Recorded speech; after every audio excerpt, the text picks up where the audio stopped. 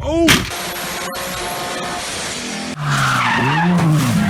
Yeah, cars, especially the kind that we like to buy as enthusiasts, are all big, expensive decisions. And the last thing that you ever want is buyer's remorse. I have the buyer's remorse. You know, that sense of regret when you make a big decision and you start questioning your actions. Why are we still here? Just to suffer? And Ideal Fam, unfortunately, the people that took home these 4 cars on this list, plus a regrettable mention, definitely felt the intense pain of buyer's remorse. It may not be great to be an owner of one of these jalopies, but it's great to see you guys again. Let's go.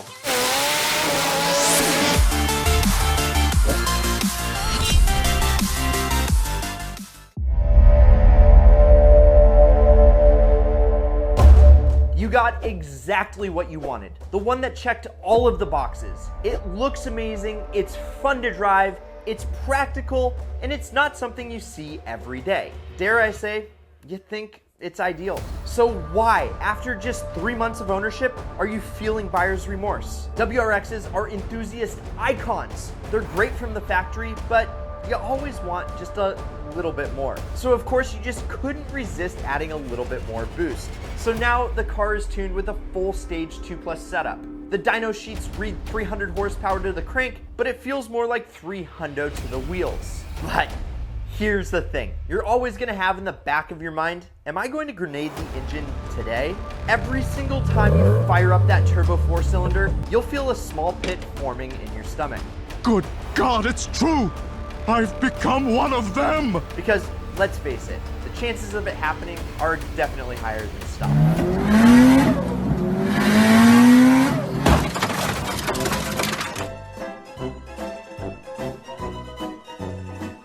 So, what ends up happening? Well, you drive the car like a grandpa. The most you ever run it up to is about 5,200 RPMs. Freaked out to touch the red line and scared that you're not double clutching like you should. Anyways, you do a tiny bit of spirited driving, but nothing too serious. And you start to realize that you rarely ever get it over 10 PSI of boost and almost never go wide open throttle. Why? Because every single day you become a little bit more paranoid that something's gonna happen that'll pop the engine, even if you're babying it. And rightly so. Just recently, Subaru was hit with not its first, not its second, but its 3rd WRX engine failure lawsuit. So this might maybe be a problem for Subaru. And don't dare dig into the forums. They are littered with how to avoid Ringland failure articles. So if that's not a big enough reason to not get a regular WRX, there's this. It's the biggest hurdle of them all. You'll be asking yourself, should I have just bought an STI instead? Yes. Yes, you should have. You know, bigger brakes, limited slip diffs, the confidence you know that you went big and got the best all-wheel drive rally banger you can get. The WRX is just kind of half-assed and you're gonna regret getting it. I mean, you might regret getting the STI too, but I'm not talking about the Subaru.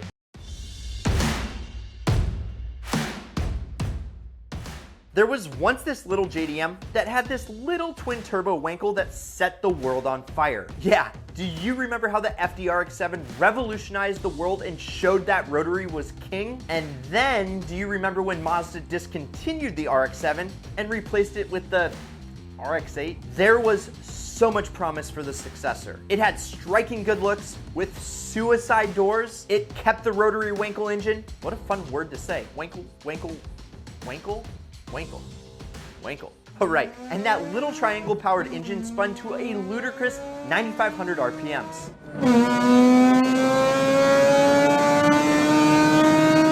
It had nearly perfect 50-50 weight distribution, and it's commonly referred to as one of the best horse cars ever. Even for the most inexperienced drivers, the RX-8 inspired confidence behind the wheel. So why would you regret owning one? Well, let me tell you. The 9,500 RPM spinning triangles sound bomb.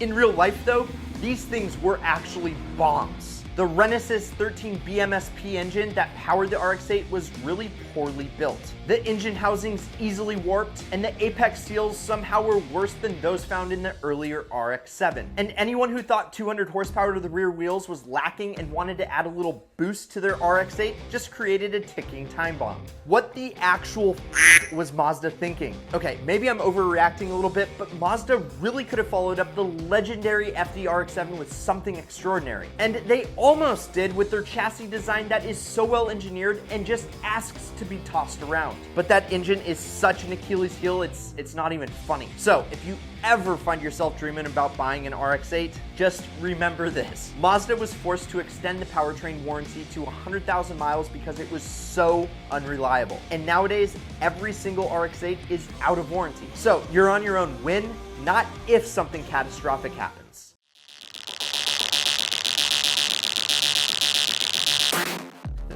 So you think your Psycho X has issues?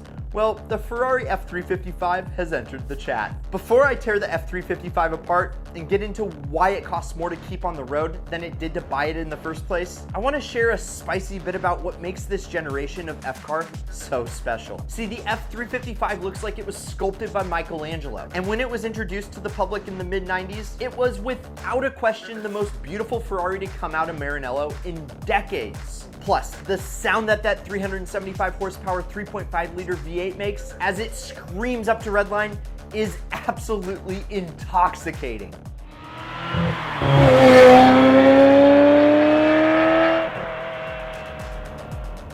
But now there's a but for every seat, and there's definitely a but with this F355. Because while the notes coming out of the F355's tailpipes might be intoxicating, the headers that supply the notes to the exhaust are purely toxic. They have a 100% failure rate. Yes, 100% fail. And it's completely at random and always devastating. And if you decide to drive around with these failed headers, there's a good chance you'll need a full engine rebuild or worse. And an engine rebuild on the F355 will cost you about as much as it costs to put a kid through college. And then there's also the notoriously weak bronze valve guides, like weaker than a knife cutting through hot butter. And if your girl finds out how much it costs for you to replace those just for peace of mind, she's gonna demand that you buy her a purse and probably some shoes too. Otherwise, she's probably gonna just make you sell the car because it's a complete money pit. And believe it or not, that is not all. See, the main reason this Ferrari has more buyer's remorse than any other F-car, 4 little words: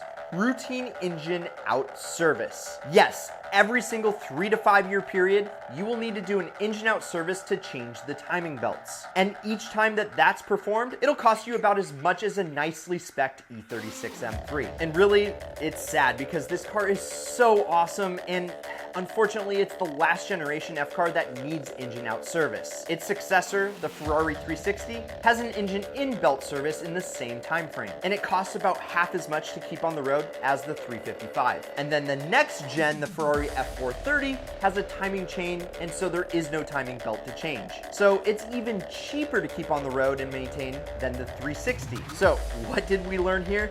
Buying a quote-unquote cheap Ferrari isn't going to be cheap at all. So invest more money up front for a newer Rari. Not only do you get to spend more time on the road, you spend less time working a third job to keep that ride alive. And now it's time for the horribly regrettable mention: the least reliable SUV ever.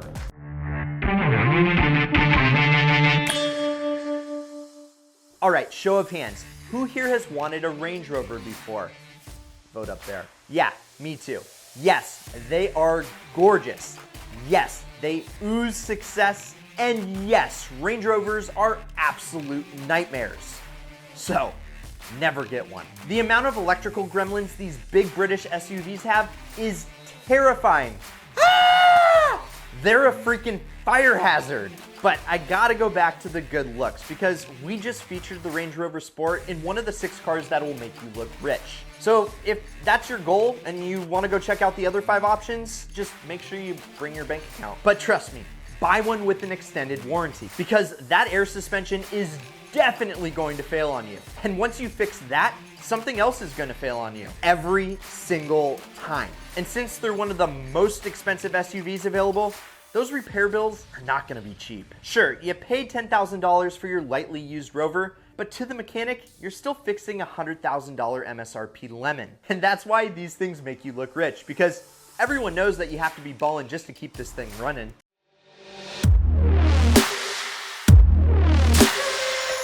Tesla.